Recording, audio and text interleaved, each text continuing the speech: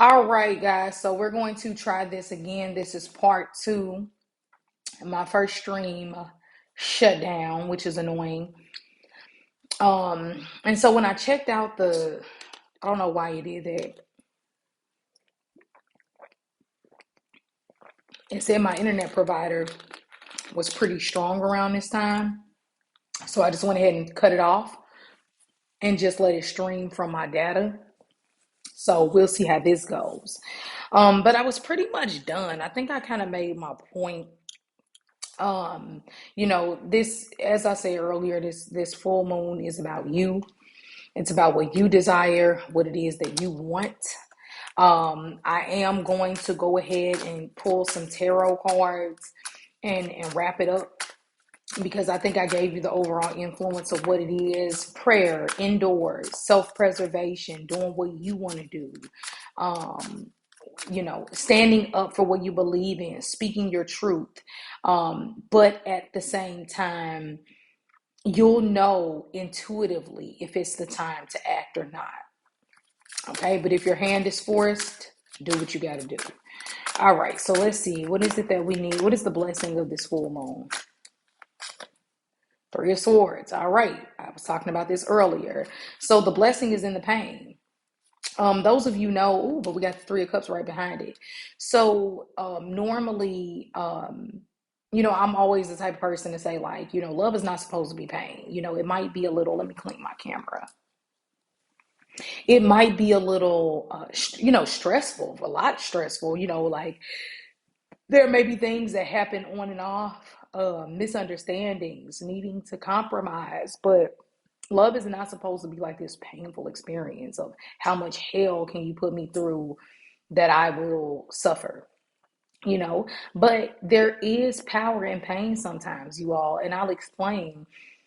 Sometimes by you getting your heart broken, it'll help you in the long run. We've seen how, no offense, like we've had people in our life, right, who maybe didn't have as many harsh life experiences as us. And we see how when it comes down to like survival or doing what needs to get done, or acting when you need to act, sometimes it is good to act impulsively, especially if there's danger. And we see that they don't act in that way. That's a problem. Sometimes having harsher life experiences prepare you for war. They prepare you for moments of needing to stand up for yourself, or moments of realizing, man, I really wasn't loving myself by working at this job, or by being in this relationship, or by, constantly letting my family use me. Like the Three of Swords is saying, under this full moon, there is power in pain. So if someone hurts you, it's to propel you forward. If somebody upsets you, it's to get you to wake up to something that Mercury retrograde was showing you. I don't even feel like it's waking up. I feel like as I'm saying waking up, I'm getting redirected not to say that. You already know what's going on at this point. But if more pain comes with it, you know why. And some of you have to break somebody's heart, but it's needed. If people can't get on board, or if someone isn't loving you the way that you need to be loved, you just might have to break their heart. But watch it, protect yours. I heard vulnerability. If you have a hard time being vulnerable, this is a full moon. You can be vulnerable to the people who have proven that you can be vulnerable to. Opening up to a sister, opening up to a good friend, things like that. But just watch it, because for some of you all, you'll think this is a burden, or you'll think this is bad, but it's not. It's what needs to happen. And I feel like it leads to this Three of Cups, which is some type of celebration. This is a time. Uh-oh. I don't want my AirPod to go out. Hold on, y'all. So this would be a really good time to just celebrate life. Celebrate the fact that you're here. Celebrate that you are breathing and able to know what it is that you love, and what it is that you enjoy. Having a good time, having a drink. This is an Aries full moon. It doesn't mean that you want to get wasted, but it's nothing wrong with having a cocktail or two with a friend, or maybe even by yourself. But the Three of Cups is all about celebration. So once again, painful experience that leads to some type of breakthrough or some type of happiness for you. So let's see, what is this full moon trying to have us realize? The Princess of Swords, that we do have the clarity to break bondage with the Devil card at the bottom of the deck. We know, and the messages have came in some way, shape, or form. We've asked God for a blessing or some help or an answer. And yeah, maybe if you're like, well, I asked for $1 million and I still haven't manifested that. Come on now, be real. But some of you have asked for certain things and actually got it this year. And so the Princess of Swords is saying, now now you have a better understanding of life, and where things are, and you know how to break past the negative energies that be. Okay, so I was talking to my friend, and it kind of reminds me of part one to this video. We have to be careful what we even allow in our brain as a reality. No, are we just going to sit around and let fucked up things happen to us and not say anything and live in la la land? No, you know the difference of standing up when you need to stand up and not allowing things to be projected into your reality.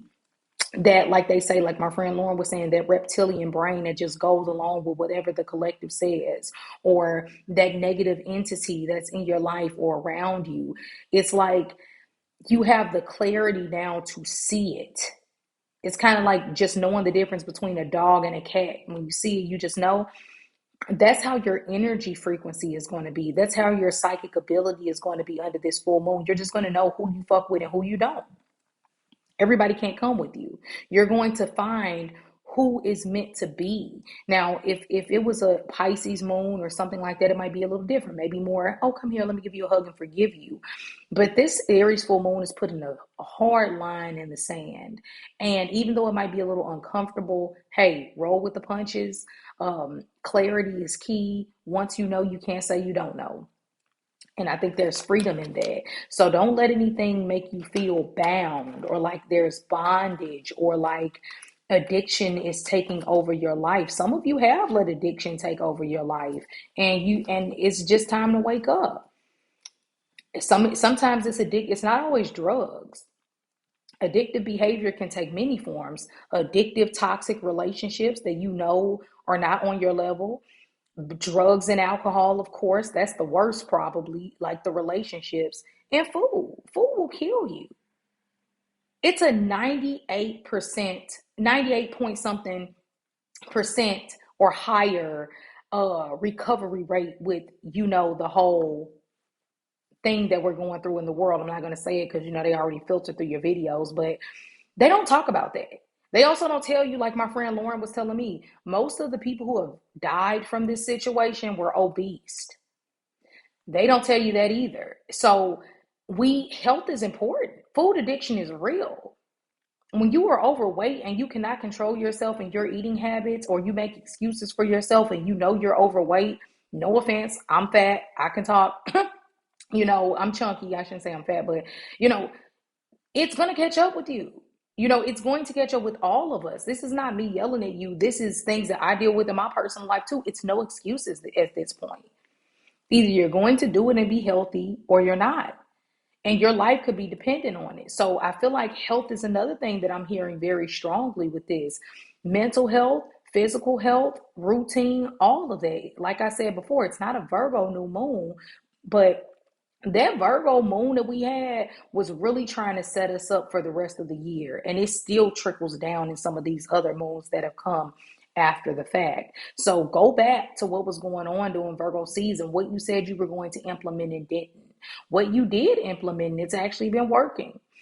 Because addictive behavior is here under this influence, because Mars is still impulsive. It's sex. I mean, how many people are addicted to sex? How many people are addicted to porn? How many people are addicted to toxic situations? A lot. So I really love this energy because it is freeing. One more message from the cards. Oh, can't make this up. Three of Swords. I said what needs to be said. And the Star card is saying our prayers are being heard.